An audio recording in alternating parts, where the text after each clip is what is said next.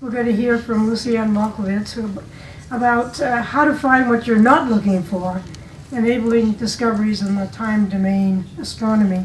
And she is an astronomer at the Adler Planetarium, studies stellar magnetic activity, and how stars influence a planet's suitability as a host for alien life. So we've gone from alien epidemics to alien life.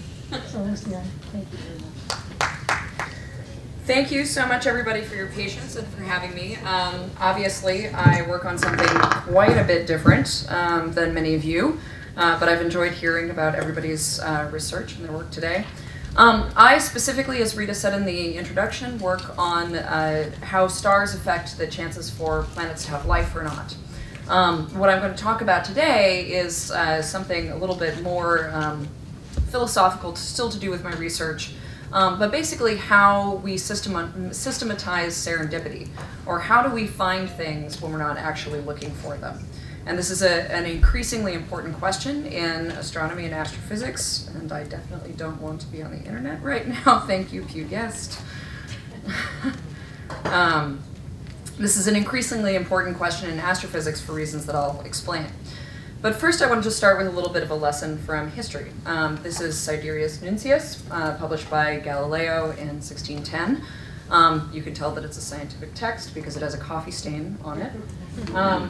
Galileo made many drawings like the one that you see here. These sort of circles in the middle of the page are the planet Jupiter. And these little asterisks to either side of that circle are what were known at the time as the Medicean stars, which eventually became the Galilean moons.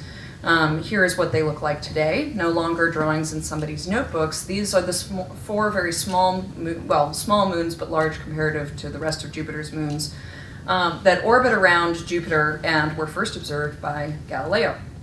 He made many, many observations of these moons, and these are significantly later than the publication of Sidereus Nuncius. These are drawings from December and January 1628 and 1629, or no, excuse me, 1612 and 1613. And in this, you'll see, this looks, of course, a little bit different than the nicely finished publication version, but you'll see that sort of circle in the center, which is Jupiter, the large one, and then these dots to the side, which denote the observed position of the moons. You'll also notice that there's something else, kind of up here to the upper left, and then down here to the lower left, attached by these dashed lines. And this is what Galileo was not looking for. These are the first observations of the planet Neptune. It was almost 250 years till anybody realized that this was another planet. This was thought to be a fixed star in the background when Galileo was observing it. There's maybe some evidence that he thought it was a little bit funny because he made a note about it, but then he never went back to do anything with it. And so for many, many, many years afterwards, the planet Neptune essentially labored in obscurity without being realized for what it was. So this is a classic story of how having data is not actually the same as making a discovery. And though Neptune existed in Galileo's notebooks, and there are actually several other astronomers that also observed it long before it was recognized, these are not the discovery of Neptune. So this is a particularly important lesson for modern astronomers today, because we're getting to the point where we take more and more and more data. Big data is certainly a big buzzword in industry, and it is in astronomy as well. Originally, we were focused basically on single objects. We've been now for about, I would say, 15, maybe 20 years even, in the era of what's called survey science, where we do not just studies of very specific individual things, but we collect observations of very large quantities of objects. Surveys, of course, have always existed in astronomy. This is a drawing of a galaxy by Charles Messier. Charles Messier was a comet hunter and wanted to get rid of all these stupid, annoying, fuzzy things that were not actually comets, but were in fact looked sort of like comets because they were sort of fuzzy. And so what he did was he cataloged all of them, and this is Messier 51. And this drawing is from around the 1860s or so. Now, for much of the progression of astronomy, the focus has been to, be in better focus. We collected these individual sets of objects, but ultimately we couldn't really see their true nature very well. This is what the Whirlpool galaxy looks like today, taken with the Hubble Space Telescope. We now can study the intricate details of these objects in very, very high resolution, in large part because we not only have better telescopes on the ground, but we also have better telescopes in space, or any telescopes in space for that matter. But this galaxy is just one of many, many galaxies in the universe. And what has become increasingly important, starting with a survey in the early part of the 2000s called the Sloan Digital Sky Survey, has been to collect very large samples. So now what you're seeing is every little dot on this is not one star, but in fact one galaxy. So every point of light that you see in this animation is a collection of roughly tens of billions of stars or so. This is actually an early result from the Sloan Digital Sky Survey. We know more now. And this should give you some sense of what the transformation has been in astronomy, where in fact there are still astronomers that study individual systems in very great detail, but we also have this power now of survey science. And the Sloan Digital Sky Survey, what it did was basically image a quarter of the sky over a number of years, and it still continues on in some iteration. Sorry folks. There we go. The sort of battle axe structure that you see here is just a facet of what part of the sky was actually observed. But the filamentary structure, the part that looks like cobwebs, is real. That's actually the structure of our universe, our galaxies. Each one of these dots representing now tens of billions of stars lie along this filamentary structure that gives us very, very fine constraints on how our universe formed. And the lesson here is that this isn't the same as stamp collecting, right? More is not just more. More data is actually an added value beyond just having a greater number of objects to study. With these objects, this collection of individual galaxies, we place very, very fine constraints on the structure of the universe, and this allows us to learn more and more and more, something that wouldn't be possible if we didn't have trillions of them to observe. So this is becoming increasingly important in my field, in particular because what I just showed you was an example of what's called a survey or a static survey. A static survey is something where you image the entire night sky. It takes you however long it takes you, maybe a couple of years, maybe a decade, and what you emerge from is a really wonderful map. But what you have is a map. A map is not dynamic. A map does not show you how things change on seconds, minutes, hours, days, months, or even years. So what's happening now in astronomy is we're entering into what's called the era of time domain astronomy. This is where we're dominated now by surveys that are not just single snapshots, but are in fact movies.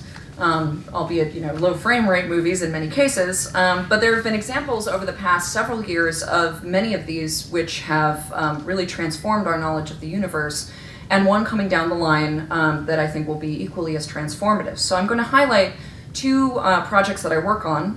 One of these is the Kepler Space Telescope. Kepler has been now operating for about 5 years or so. I joined the team in 2008, just before it launched in 2009.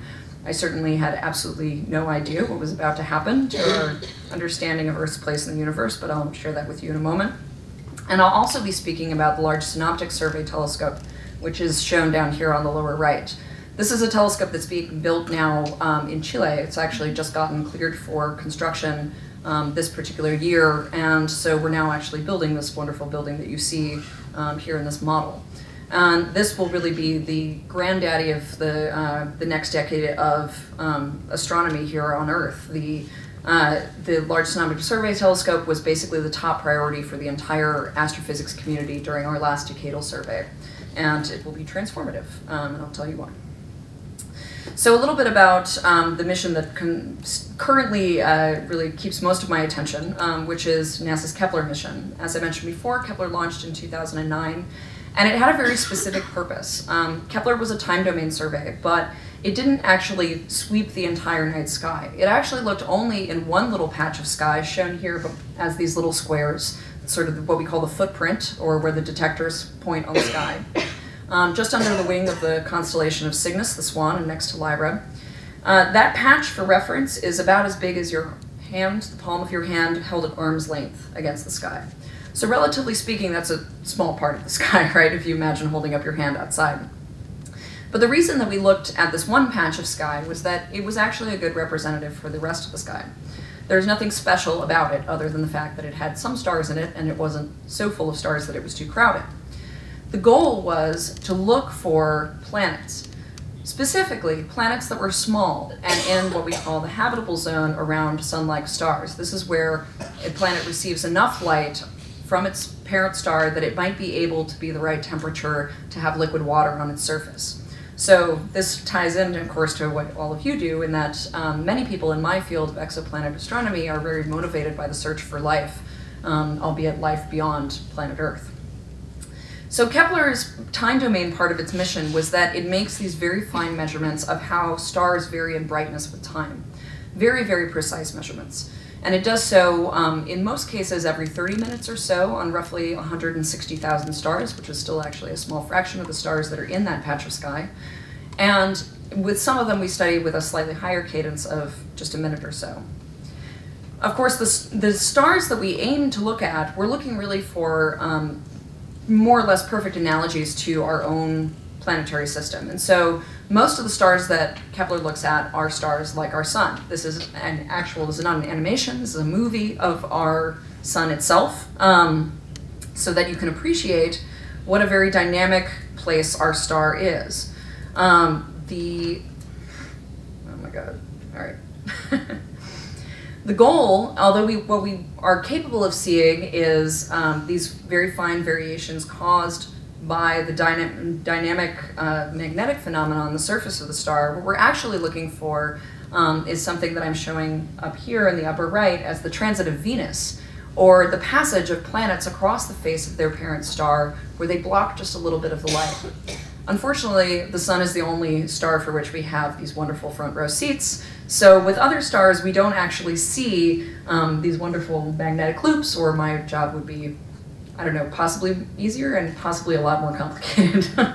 Solar physicists kind of have it bad and kind of have it good.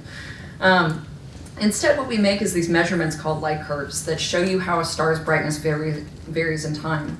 And so what our data really look like is shown down here in the lower left, where you're seeing just that star get a little bit fainter for just a couple of hours. And to give you some idea how hard this is to do, this is essentially, in order to detect a planet like Earth around a star like our sun, this is essentially like looking across a football field at a car with its headlights pointed at you, and you have, if you're Kepler, you have to say whether a fly has gone across the front of that headlight. So these measurements are extremely precise. And Kepler was really purpose-built to figure out how common these planets are. So it was really built to find these very small planets. And so what I'm showing here for comparison, so that you can appreciate this, is the solid line is a model, and this sort of cloud of points is ground-based data of a planet that was known to exist prior to Kepler's launch in that field of view. So this was a planet roughly the size of Neptune, not super small like Earth. And you could see that, you know, if you had those data points, you would infer that there's some little dimming there. Probably that model looks like it fits pretty well. But this is what the Kepler data look like for that same system. The data and the model are essentially indistinguishable from each other. And so what this means is that Kepler has made it possible for us, for the first time, to find planets that are potentially similar to our own planet, planet Earth. Prior to this, we had only been able to find much more massive planets, planets that we don't think have even any potential to be hosts for extraterrestrial life. So what Kepler has changed in the past 5 years or so is the fact that we now know the context in which our own planet exists, which was previously completely impossible. We had no idea whether there were small planets out there like Earth at all. They could have been the most rare kind of planet in the galaxy. This is a little bit of an old figure, but should give you some idea of the kind of density of planets. So over the past 5 years of the mission, we found roughly 3,500 or so planet candidates in this one field of the sky. So remember that little patch of your palm. This just gives you an idea of the distribution of sizes. We call this the Skittles plot. So it's just shown by you know, what factor of Earth's size the planet candidate is. And so what you have to imagine now, of course, is that this patch of sky is even further encrusted with Skittles, and what this implies is that the entire sky essentially is awash in planets. So Kepler was not built to discover every planet in the Milky Way galaxy. Obviously, it only looks at one part of the sky.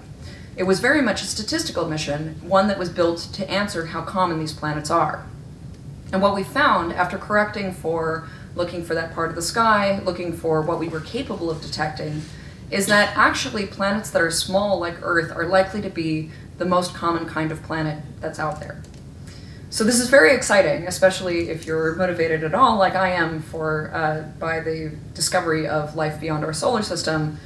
Frankly, I'd be really excited if there was life even on another body in our solar system, but this is what I work on. You got to pick your battles. But so it could have been, the bigger planets are much easier to find. It could have been that those were the most common kind of planet. But in fact, planets like ours are likely to be the most common real estate out there. Not all of them will be habitable in the same sense that Earth is habitable, but we certainly have a lot of places to look, and that's very exciting. And it's exciting unless you're a science journalist. This is just screen grabs from several science journalists that I'm friends with on Facebook, where we announced a planet in the habitable zone, and all of them were like, and so just down here, this quote always makes me laugh. Someday we'll all shake our heads at the bygone time when each new announcement of the first habitable exoplanet stirred such excitement.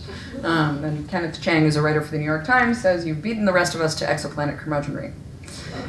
So I'm biased, but I still think this is very exciting stuff. And certainly it allows us to move on to the next portion of what we'll be doing, which is actually trying to detect not only planets that have the same atmospheric composition as Earth, but trying to detect biomarkers of potential biology on these other worlds. Now, one of the lessons that comes to us every single time we survey the sky in a new way is that at this point we should really be expecting the unexpected. One of the things that happened with Kepler was that we were great at finding exactly what we were looking for, right? We went out and we found planets.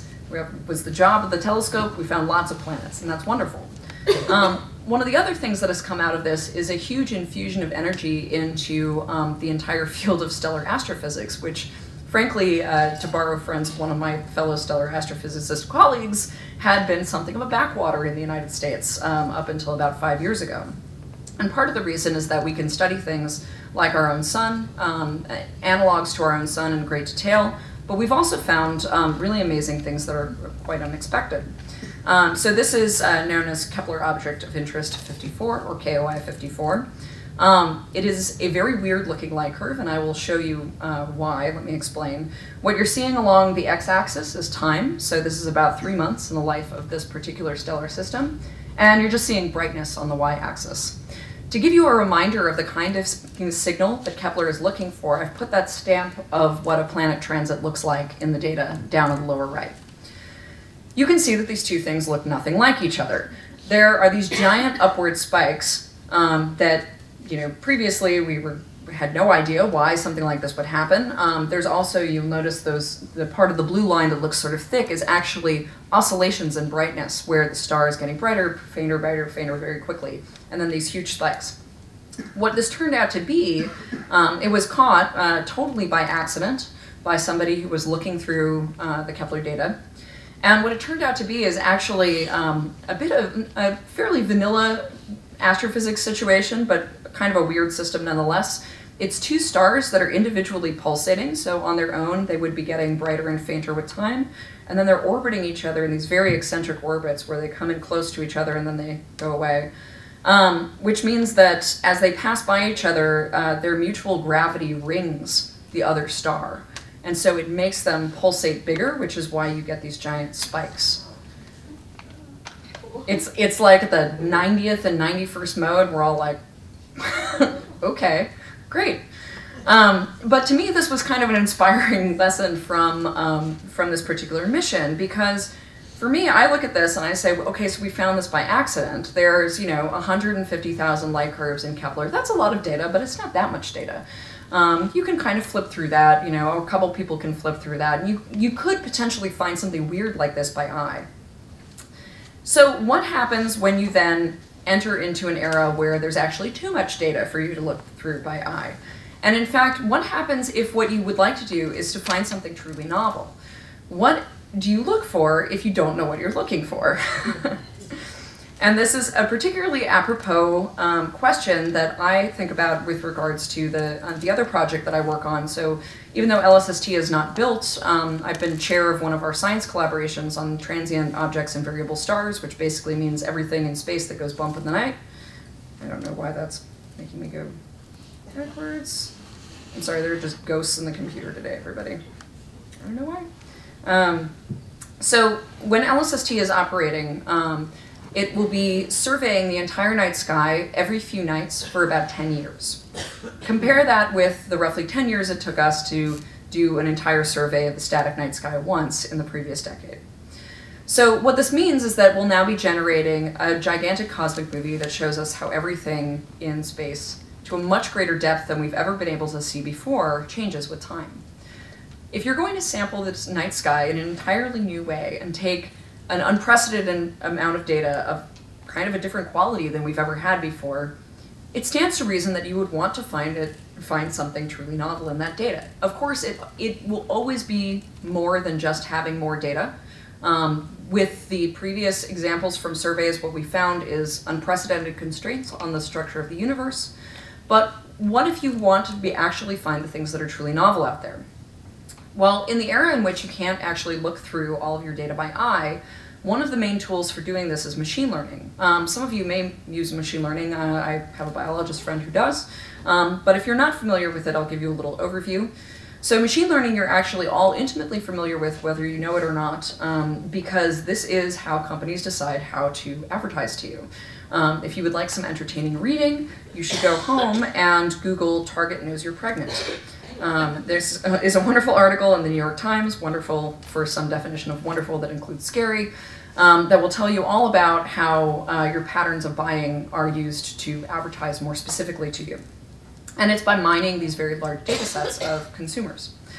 So in the case of astronomy, what we use machine learning for is to understand the data that is in our data set without having to paw through it by eye, without having to paw through it with a predisposed idea about what it is that we're looking for. And there's a couple of different flavors of this. So one thing you could do is you could try to classify. So classify is where you have some sort of idea of labels for your data, and you'd like to label everything that you've observed. There's also clustering, and this is a much more free-form way of mining your data where essentially you're using the characteristics of the data itself to try and discover structure within it. So to discover categories without saying beforehand what they are. So you could imagine that if you had, say, a collection of these various, toy objects that I'm showing up at the upper part of the screen here, you could imagine that you would actually, without knowing anything about them, be able to look at their characteristics and divide them into groups.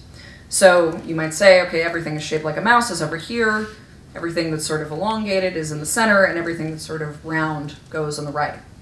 Now, because we probably either have friends that have pets or have pets ourselves, we know that there's an underlying physical association with these particular objects.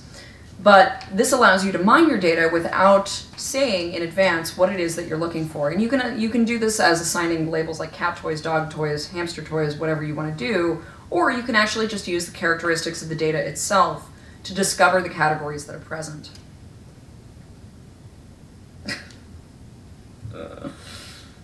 Sorry, folks. In astronomy, what this means is that we can use the way that these astrophysical sources vary themselves, whether they vary in brightness quickly or periodically or chaotically, along with the data that we have about the star, what color it is, what temperature that means for it, to actually discover categories of objects in our data without saying what they are in advance. So we can also use things like contextual information, like if I observe a star, was it somewhere near a galaxy that I also have in my same field of view? Maybe that means that it's an exploding star in a distant galaxy as opposed to one that's nearby. What this allows us to do is then to discover these categories, to perhaps put labels on them if that's what our goal is, but we can also do things like outlier detection. So look for categories and look for things that are either in very sparsely populated categories or are not categorizable in and of themselves. What this allows us to do is to look for really weird things. Now, one example that I have been working on for the past couple years is how to apply this to a very extreme example of biology, a very extreme example where you really don't know the nature of the source itself, and that's the search for intelligent life in the universe. You know, it's sort of fun to tell people that you work on aliens. Most people who work on aliens really mean that they work on exotic bacteria. I don't think there's anything weirder about looking for advanced technology than there is about looking for bacteria. So, you know, I think that this is a worthwhile thing to do. And in the past, what we've done is things like SETI, which if you guys have seen the movie Contact, you've probably seen the character based on Jill Tarter, showed down here on the left, where there were targeted searches using, for example, radio waves that were essentially looking for very specific signals. So what kind of a signal would we generate if we had the technology and the will to do so? What would we choose to send? What's possible? What band of energy should we look in that would give us a smoking gun? And that's certainly one way of doing it. And you know, the benefit of doing it that way, of course, is that you do get that smoking gun if you find exactly what you're looking for. However, it means that you're looking in a very, very small parameter space. And so this amounts to this phrase that my collaborator really likes to use, which is psychoanalyzing ET, where we don't really know anything about what exotic biology would be like. There are certain arguments you can make, like the abundance of you know, carbon in the universe versus silicon, but we don't know. And so instead of looking specifically for radio emission that is akin to, you know, Earth in the 50s, what we can do is to use these very large swaths of data that we now get for free, essentially, in the course of other vanilla astrophysics, to mine it for really weird things. And whether you think that's going to be, you know, ET with a flashlight shining Morse code out of water, you know, resources scarce, or whether you think it's going to be an actual astrophysical object that varies in a new way that can perhaps give you insight into something new out in space, I think that it's exciting to find something that you don't know you're looking for no matter what. And so one of the interests that I have is really to systematize serendipity and to deliberately search out the unexpected, particularly as we get into this realm where we're getting more and more data and we're sampling the sky at a depth, breadth, and precision that we've never been able to before.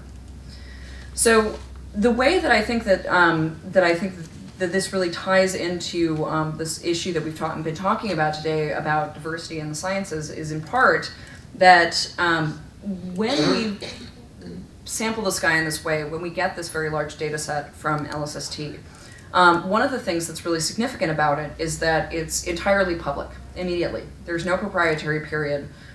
It will be available whether you are, you know, a high school student and your teacher wants to use it for a lab, or whether you're a professional researcher like myself. And so I think a lot about the democratization of science and putting data and the ability to do science into people's hands as much as possible to kind of change the idea of who can be a scientist. So this beautiful building that looks like a combination between the Dome of the Rock and a Bonfilm lair is my workplace. This is the Adler Planetarium in Chicago. I just joined Adler. We have an astronomy department. I just joined about 3 months ago or so. Probably when most of you hear planetarium, what you think of is a place that you go to watch movies about space. Somebody tells you what's up at night, even though it's cloudy. And in fact, that, you know, originally was what Adler was. It was in fact the first planetarium in the United States. But today we actually host a astronomy research department akin to any academic department, just in this museum setting. That's relatively rare for a planetarium. Only we in the planetarium in New York have substantial research, astronomy research departments, very large history department, and also very significantly, a department dedicated to citizen science. If you're not familiar with it, citizen science is a loose term for any project that allows people who are not scientists to participate in research. What we specifically host is the developers for the Zooniverse family of citizen science projects. So if you want to go check it out, it's Zooniverse, like zoo where you keep animals, and universe like universe.org. But this is a suite of projects where people can go online and learn to work with data and learn to explore data themselves. And ultimately, behind the behind the curtain is some scientist who has set up this project in such a way that that data will actually be used in eventually a publication. Now that's how it's been for many years. At the moment, what we're working on is trying to make web-based tools for people to explore data in a more free-form way. And what we find, Zooniverse now has, I think, about over 1 million users, from single-digit ages way up into well past retirement age. And what our users really enjoy is being able to take part in science. In surveys, they report back that that's actually why they're doing it, that they just want to contribute to research. So as an example, I'll show you just a quick overview of Planet Hunters, which is the citizen science project that uses Kepler data to help look for planets. Of course, within the project ourselves, we have a pipeline that does this, but there's actually been significant interplay between the citizen scientists of the Planet Hunters project and the professional project itself in improving the algorithms that the professional project uses. So there's this human and machine interplay that happens in citizen science projects where the ultimate goal of many of these projects is to take humans out of the equation so that they can address a more interesting project or a more interesting question. But of course, in the meantime, what you've managed to do is empower a lot of people through working with data. So in Planet Hunters, what you see is a collection of data points. So this is actually a Kepler light curve again, albeit presented in a different way. Time is on the bottom. Each one of those points is a measurement of a brightness of a star. And users are asked to flag anywhere that they see a planetary transit or something that's a little dip. It doesn't matter if they're right all the time because we have enough users that eventually we converge to some version of correct. And it's very straightforward, and it allows people to paw through the data. And actually, the Planet Hunters users have discovered planets that were missed by the Kepler project itself.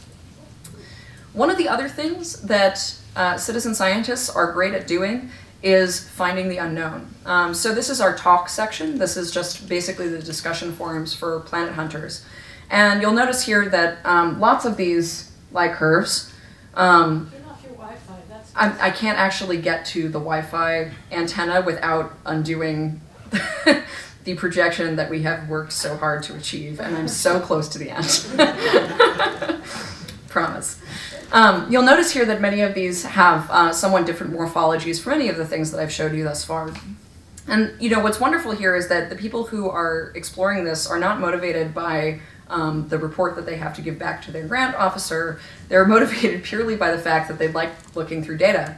And actually, not just in the case of Planet Hunters, but in previous Zooniverse projects, citizen scientists have found objects that were not previously known. There's a case of these galaxies called green peas, just because they look like green peas in the images, that were found by citizen scientists because they were looking.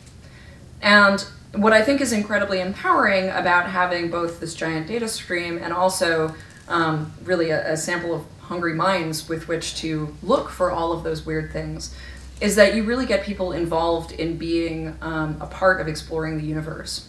And so, the reason that I went to work at Adler was that, I looked at my other R1 offer, and I looked at the people in the classroom, and then I looked at the people at Adler, and who I was servicing. And I thought there was a very important role to be played in changing the demographic of who thinks that they can be a scientist.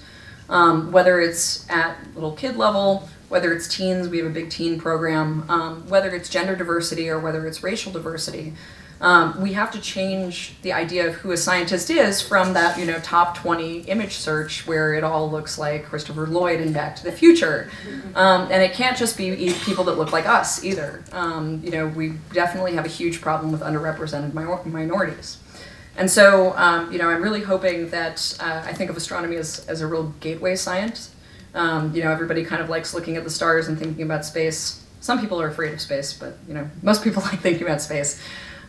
So I really see that this combination of sort of the gateway drug of space and the ability to put these powerful tools and real data in people's hands as a way of democratizing science down the road, or so I hope, because that's what I'd like to work on in the next decade to come.